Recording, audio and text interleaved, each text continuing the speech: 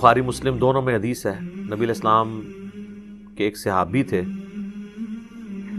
ان کا ایک یہودی سے جھگڑا ہو گیا اس بات کے اوپر کہ اس یہودی نے لین دین کے دوران کہہ دیا کہ اس اللہ کی قسم جس نے موسیٰ علیہ السلام کو تمام جہان والوں پر فضیلت دی، کوئی شک نہیں ہے بنی اسرائیل کو تمام جہان والوں پر فضیلت دی تھی، وَأَنِّي فَضَّلْتُكُمْ عَلَى الْعَالَمِينَ، لیکن اپنے زمانے کے لیے تو اس صحابی نے کہہ دیا کہ اللہ تعالیٰ نے نبی صلی اللہ علیہ وآلہ وسلم کو تمام جہان والوں پر فضیلت دی، وہ بھی اپنی جگہ درست ہے۔ وہ تھوڑی سی تلخ کلامی ہوئی تو اس صحابی نے تھپڑ رسید کر دیا یہودی کے، وہ شکایت لے کے حضور علیہ السلام کے پاس آیا کہ یہ آپ کے صحابی نے میرے ساتھ یہ کیا ہے، تو نبی علیہ السلام نے ان کو پھر ڈانٹا اور آپ فرمائے مجھے کسی نبی پہ اس طریقے سے فضیلت نہ دو کہ کسی کی تنقیص کرنا مقصد ہو، اور پھر الفاظ ہیں مجھے یونس پہ بھی فضیلت مت دو جن پہ اللہ کا عطاب بھی تھا۔ پھر دعا مانگی انہوں نے لا الہ الا انت سبحانک انی کنت من الظالمین، سورہ انبیاء میں آیا، سورہ صافات میں آیا اگر یونس ان الفاظ سے ہمیں نہ پکارتے تو پھر جس دن مردے نکلیں گے نا قبروں سے اسی دن ہی پھر مچھلی کے پیٹ سے نکلتے۔ یہ تو اللہ نے ان کو معاف کیا، گناہ نہیں ہم کہیں گے لغزش کے اوپر یا اجتہادی خطا۔ تو پھر آپ علیہ السلام نے فرمایا کہ تم نے موسیٰ کے بارے میں بات کی ہے تو موسیٰ علیہ السلام کی ایک جزوی فضیلت آپ نے بیان فرمائی۔ آپ نے فرمایا کہ قیامت والے دن جب مجھے اٹھایا جائے گا نا تو میں دیکھوں گا کہ موسیٰ علیہ السلام مجھ سے پہلے ہی اللہ کے عرش کا پایا تھامے ہوئے کھڑے ہیں، مجھے نہیں پتا کہ ان پہ قیامت کی بے ہوشی طاری نہیں ہوئی، اس بے ہوشی کے سبب جو دنیا میں اللہ کی تجلی سے جو سورہ الاعراف کی آیت نمبر 143 میں ہے، کوئی دور پہ پڑی تھی وہ بے ہوش ہو گئے تھے، یا ان کو مجھ سے پہلے اٹھایا گیا ہے۔ اب یہ بھی خود حدیث کوسچنیبل ہے کہ یہ ایکٹیویٹی کہاں کی ذکر ہو رہی ہے، کیونکہ اللہ کا عرش تو جو 7 آسمانوں کے اوپر ہے اور قبریں تو زمین کے اوپر ہیں، یہ نبی علیہ السلام کہاں پہ اٹھائے جا رہے ہیں اور یہ کون سی بے ہوشی کا ذکر ہو رہا ہے؟ کیونکہ اس میں الفاظ یہ نہیں کہ قبر سے میں اٹھایا جاؤں گا، اور میں جب میں وہ قیامت کی وہ بے ہوشی سے، اب اس کا مطلب قیامت کی کوئی بے ہوشی اس طرح کی ہے۔ قرآن میں تو ہمیں 2 قسم کے سوروں کا ذکر ملتا ہے، جو سور پھونکا جائے گا، وہ جو ایک باجا ہے حضرت اسرافیل علیہ السلام پھونکیں گے، ایک جب سور پھونکا جائے گا تو سب کے سب لوگ بے ہوش ہو جائیں گے۔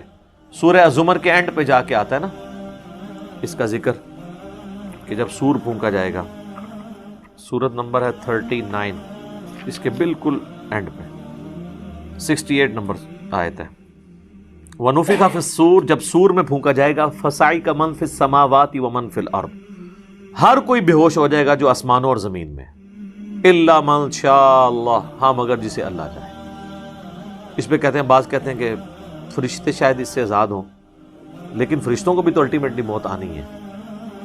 ثُمَّ نُفِخَ فِيهِ أُخْرَى، اس کے بعد ایک اور سور پھونکا جائے گا، فَإِذَا هُمْ قِيَامٌ يَنظُرُونَ، تو سب کے سب لوگ کھڑے ہو کر ادھر ادھر دیکھنا شروع کر دیں گے۔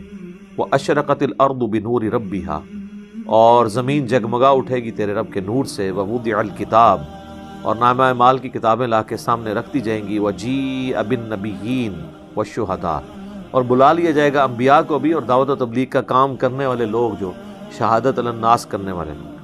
وَقُضِيَ بَيْنَهُمْ بِالْحَقِّ وَهُمْ لَا يُظْلَمُونَ، اور ان کے درمیان فیصلہ کر دیا جائے گا حق کے ساتھ اور ان پہ ظلم نہیں ہوگا۔ وَوُفِّيَتْ كُلُّ نَفْسٍ مَّا عَمِلَتْ، اور ہر جان کو پورا پورا بدلہ دیا جائے گا جو کچھ اس نے کیا ہوگا۔ وَهُوَ أَعْلَمُ بِمَا يَفْعَلُونَ، اور وہ بہتر جانتا ہے جو کچھ وہ دنیا میں اعمال کیا کرتے تھے۔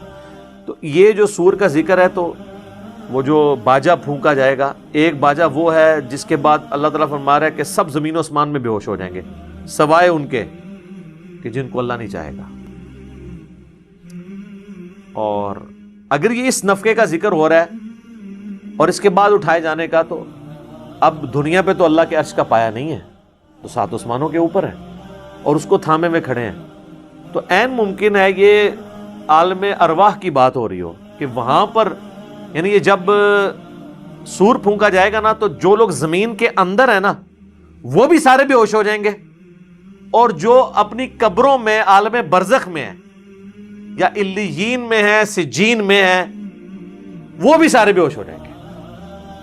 اور یہ مطلب زیادہ یعنی قرین قیاس لگتا ہے، کیونکہ اس نفقے کے بعد جو ہوش آ رہی ہے، اور نبی علیہ السلام فرما رہے ہیں کہ میں موسیٰ کو دیکھوں گا کہ وہ اللہ کے عرش کا پایا تھامے ہوئے کھڑے ہیں، تو ظاہر نبی علیہ السلام تو زمین کی قبر سے نکل رہے ہیں اور وہ تو 7 آسمانوں کے اوپر ہیں.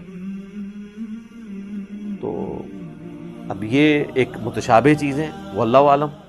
بال وہ جو دوسری حدیث ہے نا مسلم شریف کی کہ قیامت والے دن سب سے پہلے مجھے قبر سے نکالا جائے گا، سب سے پہلے میں شفاعت کروں گا، اور سب سے پہلے میری شفاعت قبول کی جائے گی. 3 الفاظ. اس حدیث کو اگر بنیاد مانے اور وہ والا مطلب لیا جائے تو پھر تو یہ حدیث منسوخ مانی جائے گی. ہو سکتا ہے اس وقت تک نبی علیہ السلام کو اللہ تعالیٰ نے نہ بتایا ہو کہ موسیٰ علیہ السلام پہلے ہوش میں آئے ہیں یا ان پہ وہ بے ہوشی طاری نہیں ہوئی. تو پھر دوسرا معنی ٹھیک ہے کہ حضرت موسیٰ علیہ السلام پہ وہ بے ہوشی طاری نہیں ہوئی، عالم ارواح میں بھی ہوش میں پہلے نبی علیہ السلام کو ہی لایا گیا، کیونکہ آپ نے فرمایا تھا مجھے نہیں پتا کہ وہ مجھ سے پہلے اٹھائے گئے ہیں بے ہوشی سے یا ان پہ بے ہوشی آئی نہیں ہے. عالم ارواح میں تو زندہ ہے نا. صحیح مسلم میں حدیث نہیں نبی علیہ السلام نے موسیٰ علیہ السلام کو قبر میں نماز پڑھتے ہوئے دیکھا. اس دنیا کی نماز نہیں، وہ ایک ڈیفرنٹ چیز ہے، وہ فریم آف ریفرنس ڈیفرنٹ. تو پھر دوسری بات بعد میں اللہ نے بتا دی ہوگی کہ موسیٰ علیہ السلام پہ بے ہوشی ہی نہیں طاری ہوئی. اور یہ والی حدیث تطبیق اس طرح بنے گی، یہ حدیث بالکل ٹھیک ہے کہ سب سے پہلے حضور کو ہی اٹھایا جائے گا. اس حدیث میں یہ پورشن منسوخ تصور کیا جائے گا. حضور نے فرمایا مجھے نہیں پتا کہ وہ مجھ سے پہلے اٹھائے گئے یا ان پہ بے ہوشی نہیں طاری ہوئی. تو جب دوسری حدیث بیان کر دی، اللہ نے بتا دیا ہوگا کہ بھی آپ کو ہی پہلے اٹھایا جائے گا، ان پہ بے ہوشی نہیں طاری ہوئی، تو یہ تطبیق اس کی بنے گی. تو یہ میں نے کوشش کی ہے کہ اس کا ایک آپٹیمل سولوشن آپ کے سامنے رکھا جائے. باقی اس طرح کی جو متشابہ چیزیں ان پہ اینڈ پہ ہم یہی کہیں گے واللہ اعلم، سب اللہ تعالیٰ بہتر جاننے والا ہے. بہرحال یہ فٹ ان بیٹھتا ہے یہ چیز.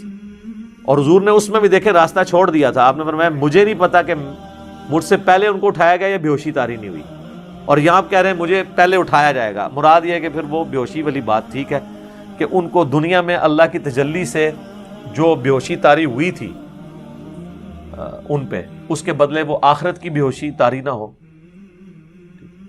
بعض لوگ تو کہتے ہیں یہ جو سور ہے یہ بھی 3 دفعہ پھونکا جائے گا. تو مختلف اقوال ملتے ہیں.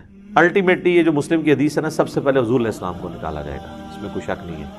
بخاری میں ایک اور حدیث ہے کہ سب سے پہلے انبیاء کرام کو قبروں سے نکالا جائے گا اور سب سے پہلے لباس حضرت ابراہیم کو پہنایا جائے گا.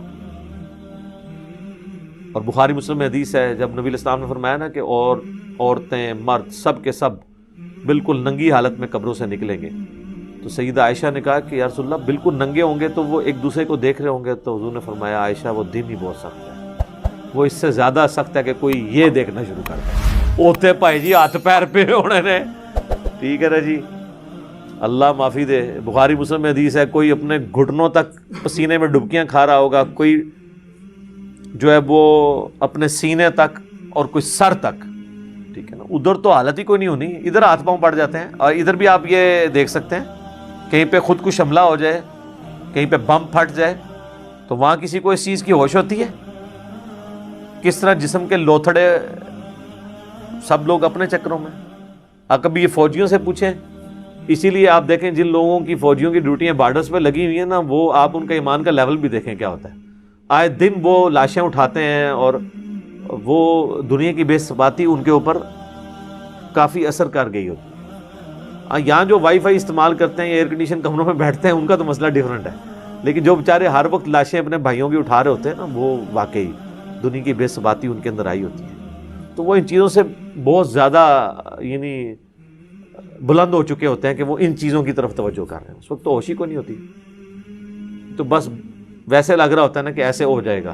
سر اس وقت کی سختی جو ہے وہ اللہم حاسبنی حسابا یسیرا اللہم اجرنا من النار اللہم انی اعوذ بک من عذاب جہنم. آمین. ٹھیک ہوگا جی.